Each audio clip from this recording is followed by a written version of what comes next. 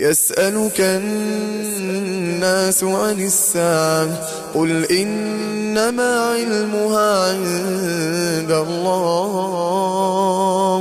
وما يدريك لعل الساعة تكون قريبا إن الله لعن الكافرين وأعد لهم سعيرا خالدين فيها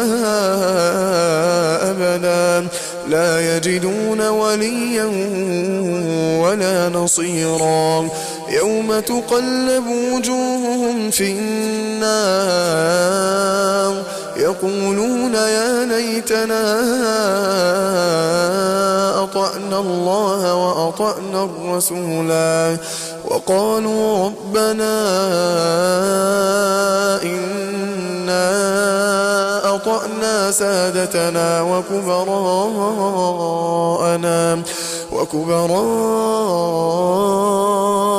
فأضلونا السبيلا ربنا آتهم ضعفين من العذاب والعنهم لعنا كبيرا يا أيها الذين آمنوا لا تكونوا كالذين آذوا موسى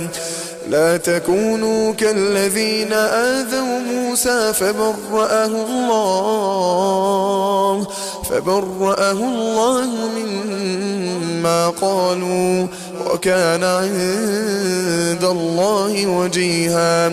يا أيها الذين آمنوا اتقوا الله وقولوا قولا سديدا يصلح لكم أعمالكم ويغفر لكم ذنوبكم ومن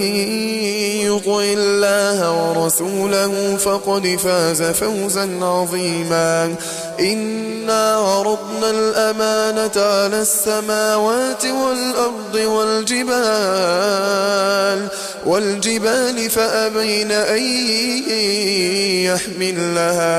فأبين أن يحملنها وأشفقن منها وحملها الإنسان إنه كان ظلوما جهولا ليعذب الله المنافقين والمنافقات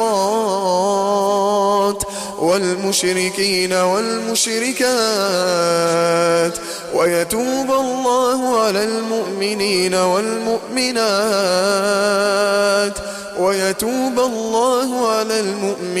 والمؤمنات وكان الله غفورا رحيما.